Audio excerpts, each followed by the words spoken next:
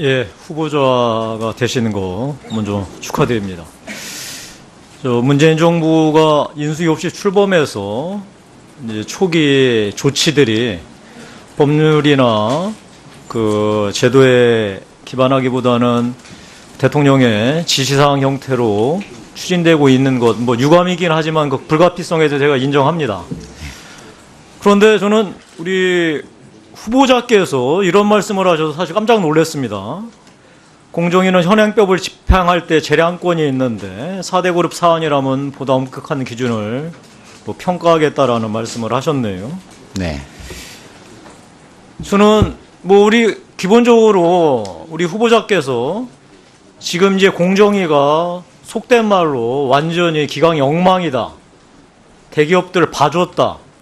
그리고 가불관계에서 의를 보호하는데 실패했다라고 하는 이런 인식을 갖고 있기 때문에 그 기준으로 본다면 아마 이제 이 공정위를 통해서 뭔가 이 기업들에 대해서 제대로 된 이제 관리 감독을 하시겠다는 뜻인 것 같은데요. 네. 제 생각에는 이 재량권이 아니라 이 법률과 이 원칙에 있어서 공정위가 제대로 기능할 수 있도록 하는 게 중요하지 않겠습니까? 어떻게 생각하세요? 저는 재량권이라는 말이 잘 도저히 이해가 안 갑니다. 네. 재량권이라는 표현이 조금은 오해의 소지가 있었던 것 같습니다.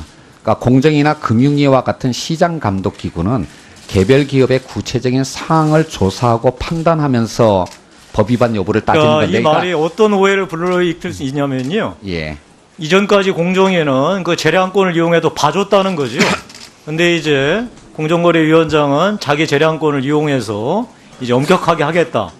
그러니까 저는 이런 불필요한 오해가 없도록 하는 게 중요하다고 그런 생각하고. 오해를 불러일으킨 거에 대해서는 저는 이 부분에 대해서 생각합니다. 이제 네. 우리 김상조 위원장께서 어떻게 위원장이 되시면 어떻게 네. 해야 나가는지에 대해서 잘 살펴보도록 하겠습니다. 또 하나. 우리 문재인 대통령 공약이 전속고발권 폐지죠, 공정위? 네, 그렇습니다. 지금 입장은 어떠세요? 우리 후보자 입장은? 지금 형태의 전속 고발권을 그대로 유지할 수 없다라고 하는 것은 분명합니다. 다만 그것을 어떻게 개선할 아니요, 지금 것이냐. 애매하게 답변하지 마시고요. 네.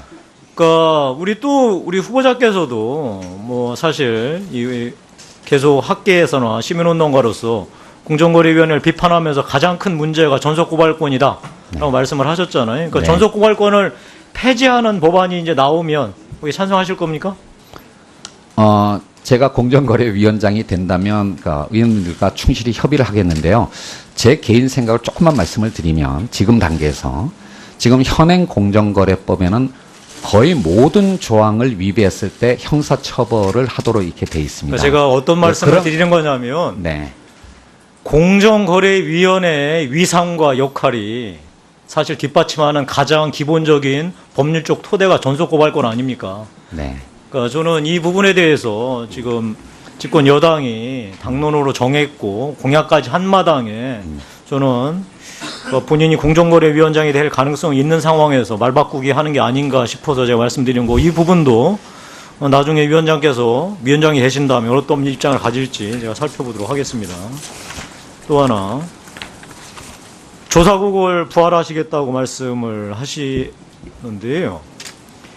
이 조사국이 폐지된 이유는 뭐 기업들의 노비가 있었다는 말도 있지만 이 조사국이 그러니까 소위 폐소율이 계속 너무 높아져서 이게 과연 제 기능을 하고 있는 것이냐라고 하는 비판도 많았었다는 거 인정하시나요? 2005년도에 조사국을 폐지했던 이유는 예. 그 이전에 부당 내부 거래에 대한 조사가 일정 정도 완료되면서 성과가 나왔고요. 그리고 초기에는 공정위의 패소율이 높았지만 그거에 대한 어떤 관행과 판례가 구축되면서 상당한 정도의 예측 가능성이 확보되었기 때문에 폐지된 걸로 알고 있습니다. 아니요. 그러니까 지금 사실은 이제 그런 평가보다는 사실 예전 야당이나 시민단체로부터 집중적으로 공정위에 대한 그 비판이 있었을 때 바로 이 부분 조사국이 대기업의 그 로비 때문에 폐지되었다 그래도 반드시 부활해야 된다라는 논리가 있었고요. 네. 제가 지금 드리는 말씀은 뭐냐면 조사국이 조사한 사건들이 패소율이 높았던 게 바로 대형 노평 가서 대부분 진 거예요. 제가 이 부분에서 공정위의 가장 중요한 도덕적 해이라고 일컬어지는 공정위 출신들이 대형 노펌 가서 공정위가 제소한 사건에 그 노펌에 소속돼서 재판이 임하는 것, 이 부분에 대해서 우리 위원장이 되신다면 어떻게 하실지 제가 추가 질의 때 질문하겠습니다. 예, 간단히만 말씀드리면 아까도 말씀드린 바와 같이 공정위가 공정한 시장 경제 질서를 창출하기 위해서에 대해서는 그 조직과 권한이 확대돼야 됩니다. 다만 지금처럼 공정위에 대한 국민적 신뢰가 낮다면 그렇게 권한과 조직을 확대하기가 어려울 거라고 생각합니다. 따라서 그 신뢰를 높이기 위한 노력에 최선을 다하겠습니다. 예, 김용태 의원님 수고하셨습니다. 다음 더불어민주당의 존경하는 민병두 의원님 질의해 주시기 바랍니다.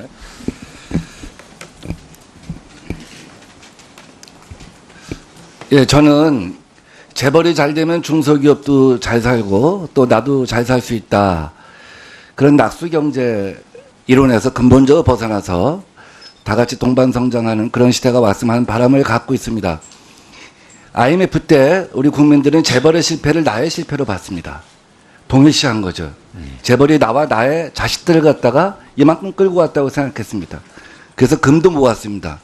그러나 지금은 이번 이재용 구속 사건에서 보듯이 재벌의 실패에 대해서 일정한 거리를 두고 보고 있는 것이 현실입니다. 그래서 문재인 정부의 출범과 함께 저는 근본적인 변화에 대한 기대를 갖고 있습니다. 자, 그런데 우리 후보께서 지금 접근하는 방식을 보시면 행태 규율을 먼저 하겠다.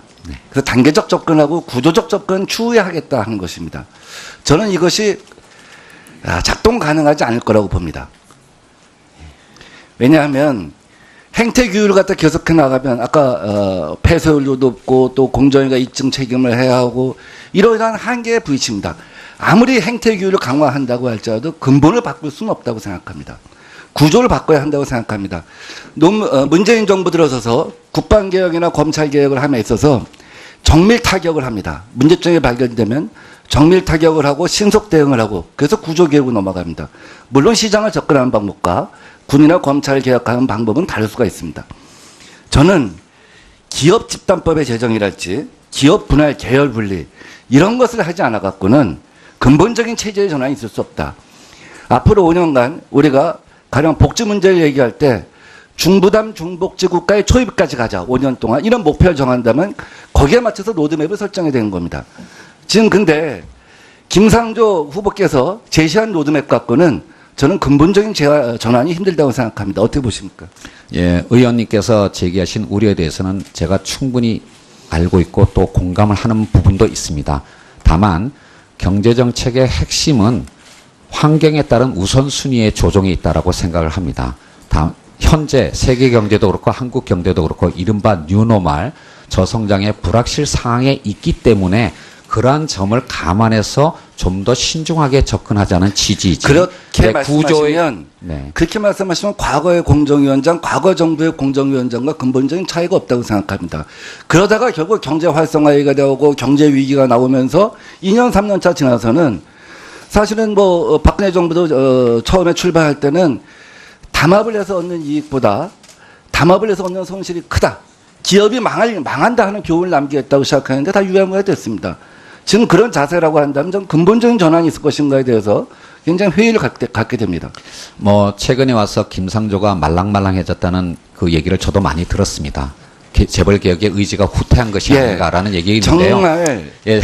사자하고 호랑이도 승냥이가 먹을 거 토끼가 먹을 거 남겨둡니다. 근데 지금 우리나라의 5대 재벌, 30대 재벌은 중소기업이 차지할 거, 골목에서 차지할 거 남겨두질 않습니다. 예.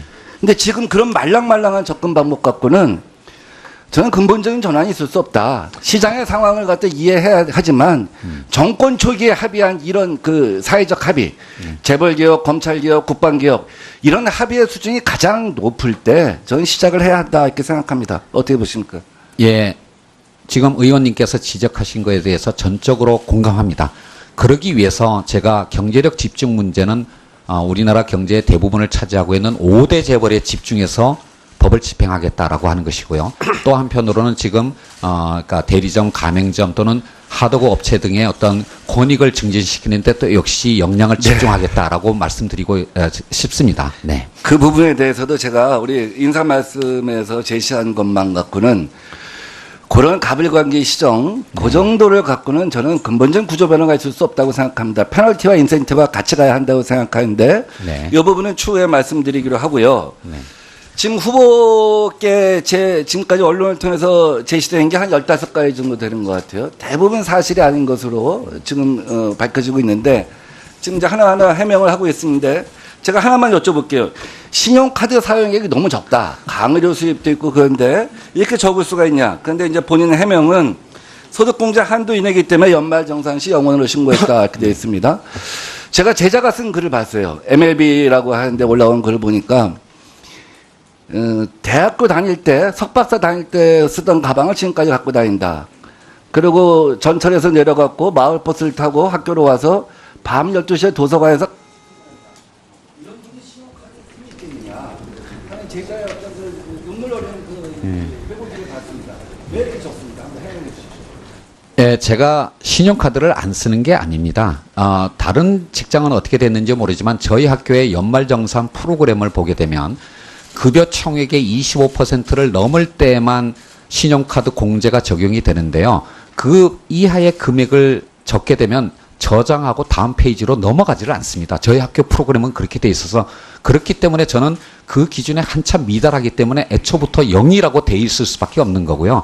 뭐 자료를 제출했습니다마는 저희 부부의 연간 카드 사용액이 2천만 원 정도는 되고요. 그 이외에 은행 자동 이체나 또는 인터넷 뱅킹을 통해서 지출하는 생활비도 많기 때문에 의원님들께서 생각하시는 만큼 그렇게 검소하게 생활하는 건 아닙니다만은 제가 최근에 와서는 정말 일주일에 100시간 정도 일을 하고 있는 것은 분명한 사실입니다.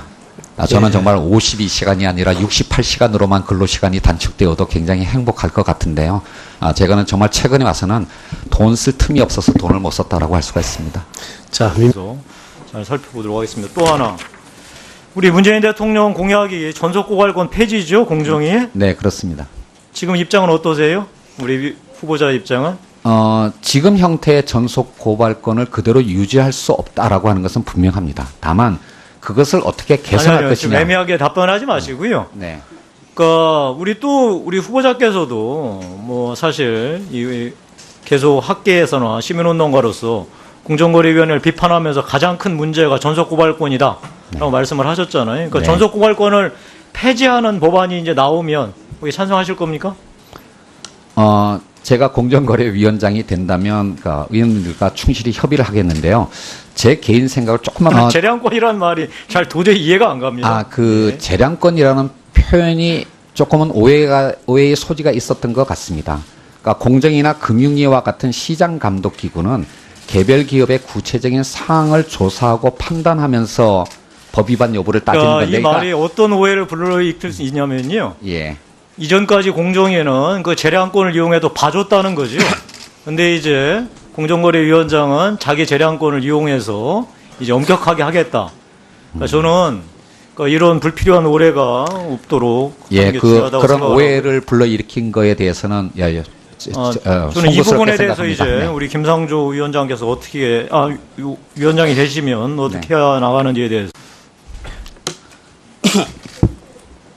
예, 후보자가 되시는 거 먼저 축하드립니다.